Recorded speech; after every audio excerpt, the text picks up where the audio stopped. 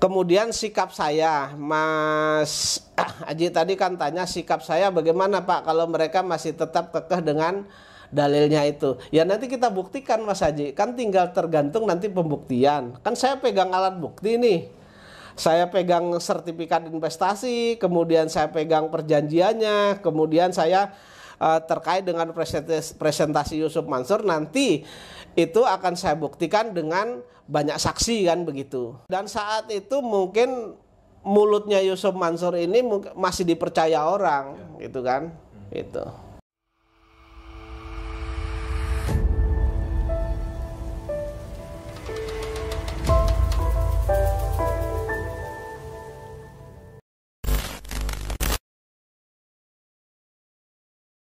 Assalamualaikum Pak Zaini. Waalaikumsalam warahmatullahi wabarakatuh. Pak Zaini, ya perkembangan sidang tanggal 10 Januari kemarin bagaimana Pak? Jadi begini, tanggal 10 Januari kemarin itu setelah ditunda ya, pada saat itu kan tanggal 14 kalau nggak salah, 14 apa 13 itu kan dari kuasa hukum Yusuf Mansur, terus kemudian kuasa hukum BMT Darussalam kan nggak datang, sehingga ditunda sampai dengan tanggal 10 Januari 2023 kan begitu. Kemudian pada hari sidang yang ditentukan yaitu tanggal 10 Januari 2023 kemarin itu kuasa hukum Yusuf Mansur datang, kemudian kuasa hukum BMT juga datang, sehingga saya menyerahkan replik, Mas. Replik ini adalah tanggapan terhadap jawaban dari kuasa hukum Yusuf Mansur dan BMT Darussalam gitu. Intinya dari jawaban yang saya bantah itu bahwa mereka Yusuf Mansur itu intinya kuasa hukum Yusuf Mansur yang mewakili Yusuf Mansur itu intinya membantah bahwa Yusuf Mansur itu sebagai komisaris utama PT Adi Partner Perkasa. Dasarnya adalah profil PT Adi Partner Perkasa yang dikeluarkan oleh Departemen Kehakiman dan Hak Asasi Manusia. Di sana mereka tidak berkedudukan sebagai komisaris utama, kan begitu. Sehingga menurut mereka gugatan saya itu salah orang, kan begitu. Nah, karena ini salah orang, tentu berkaitan dengan kerugian dan lain sebagainya, tentu dia tolak, kan begitu. Tetapi saya punya alasan tersendiri di dalam replik saya ini. Saya mengatakan bahwa Yusuf Mansur itu pada saat presentasi di Masjid Darussalam pertama sekali membawa bisnis batubara ini, Yusuf Mansur kan mengaku sebagai komisaris utama. Itu secara lisan.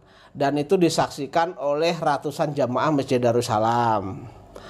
Terus kemudian kan Yusuf Mansur ini juga pernah berperkara dengan salah satu bank. Kemudian di dalam gugatan salah satu bank itu yang tercatat dalam perkara 313 /PDT /G /2011 PPN.JKT.sel ya, yang diputus pada tahun 2012 itu, Yusuf Mansur itu dalam kedudukan perkara 313 tadi digugat itu dalam kedudukan atau kapasitasnya sebagai komisaris utama, dan itu sudah putus kan begitu. Kemudian tidak mungkin pengadilan itu menyatakan bahwa Yusuf Mansur itu sebagai komisaris kalau itu tidak ada dokumennya, kan begitu. Dugaan saya adalah memang benar ada peralihannya. Kalau yang ke bank itu mungkin dimasukkan peralihan susunan pengurusnya, sementara tidak didaftarkan ke Departemen Kehakiman, sehingga mungkin masih direktur pengurusnya masih pengurus yang lama gitu, Mas. Oke, baik Pak Zaini. Ini kan replik Pak Zaini juga sudah disampaikan ya di pengadilan atau ke pihak tergugat Pak ya. Kalaupun Pak, jika pihak tergugat ini dalam hal ini Yusuf Mansur dan BMT Pak, tetap berkeyakinan sesuai dengan bantahan sebelumnya, itu bagaimana sikap Pak Zaini selanjutnya Pak? Begini, sedikit saya tambahkan tadi. Ini kan yang tadi kan jawaban dari kuasa hukum Yusuf Mansur. Sementara ada jawaban juga dari BMT Darussalam Madani. BMT Darussalam Madani ini mengatakan bahwa mereka itu tidak terlibat, katanya kan begitu. Terus kemudian tidak terlibat, terus kemudian tidak pernah menerima uang investasi dari saya, kan begitu. Terus kemudian yang ketiga, mereka mengatakan bahwa BMT itu katanya tidak ada kaitannya dengan PT Adi Partner Perkasa. Kemudian saya jawab di sini bahwa keterlibatan BMT yang mengakibatkan hubungan hukum saya selaku penggugat dengan tergugat satu PD Adi Partner Perkasa, terus kemudian Adiansah sebagai direktur utama, kemudian Yusuf Mansur sebagai komisaris utama, kemudian BMT Darussalam, kemudian pondok pesantren yang ketiga itu adalah Pondok Pesantren Penghafal Al-Quran milik Yusuf Mansur itu. Kaitannya adalah bahwa yang pertama itu dalam investasi, dalam sertifikat investasi batu bara JBN Lot 5, 12, kemudian 19, 26, itu BMT Darussalam itu adalah sebagai ranger,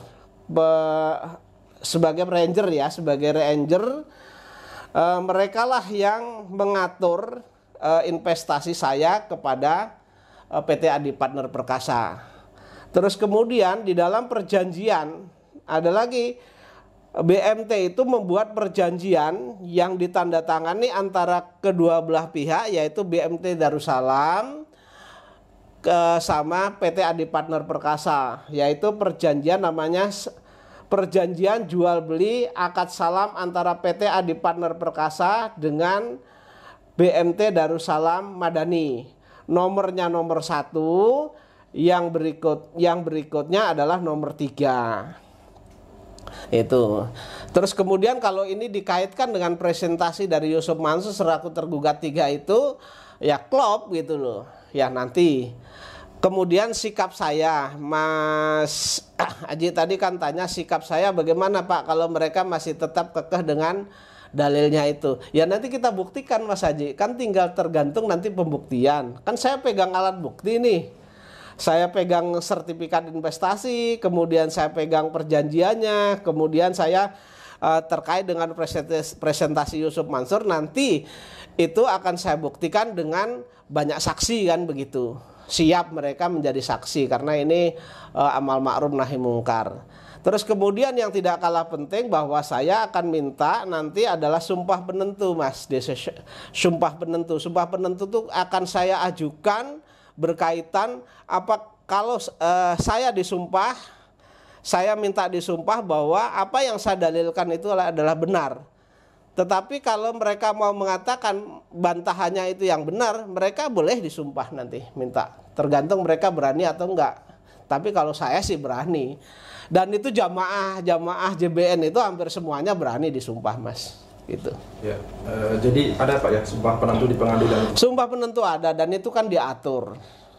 Apakah hampir mirip seperti mubalah begitu Pak? Begini Kak, jadi sumpah penentu itu sebenarnya sesuai dengan kepercayaan. Kalau di dalam adat, hukum adat itu adalah kalau di Indonesia, kalau mereka menganut hukum adat biasanya itu sumpah pocong, Mas. Tetapi karena saya Muslim, kemudian yang tergugat 3 ini mengaku sebagai ustadz, terus kemudian si tergugat 4 BMT Darussalam ini mengaku sebagai lembaga keuangan, tentu kita minta di mubahalah, Mas, begitu. Oke, baik Pak Zaini. Terkait dengan bantahan BMT membantah terlibat dengan PT Adi Perkasa, Pak ya. Jadi Pak Zaini mempunyai dokumen perjanjian antara BMT dengan PT Adi Partner Perkasa secara fisik, Pak ya?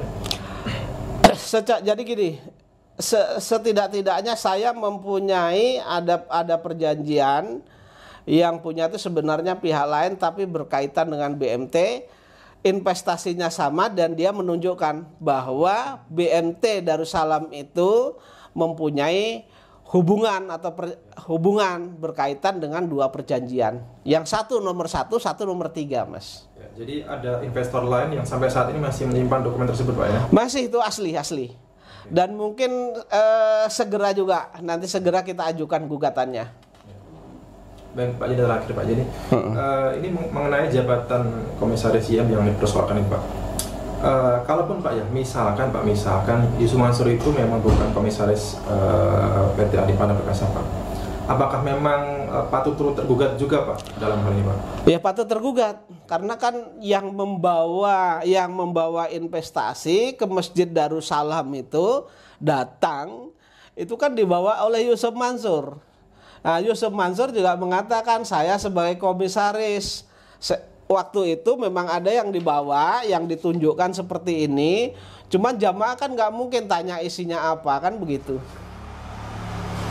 Oke, Pak Jeni, terima kasih. Dan saya tambahkan lagi, dan saat itu mungkin mulutnya Yusuf Mansur ini masih dipercaya orang, gitu kan? Itu. Oke, Pak Jeni, terima kasih Pak Jeni. Itu tadi pertanyaan dari saya, mungkin ada yang ditambahkan, Pak? Jadi begini, berkaitan dengan, oh ya, ada yang lupa saya, Mas. Mereka kan mengatakan bahwa menurut mereka kan tidak ada perjanjian, kemudian pengikatan atau persetujuan dalam bentuk apapun lah itu. Dua-duanya, Yusuf Mansur kuasa hukumnya juga begitu, BMT Darussalam juga begitu. Tapi kan lupa bahwa konsensus dari 1320 itu begitu ada kesepakatan, tidak harus tertulis, lisan pun sudah, ketika itu ada kesepakatan kedua belah pihak itu sudah merupakan perjanjian. Itu kita ambil dari teorinya Subekti. Teori Subekti itu mengambil dari Profesor Egen. Jadi yang ngambil itu Profesor Subekti, kemudian Profesor Subekti juga mengutip pendapatnya dari Egen. Jadi intinya ketika kedua belah pihak itu sudah ada konsensual kesepakatan, itu telah terjadi perjanjian. Oke, itu. Baik, terima kasih Pak Jani. Untuk sidang selanjutnya kapan ya, Pak? Untuk sidang selanjutnya nanti tanggal 24, Mas. Baik, terima kasih Pak Jani. Baik.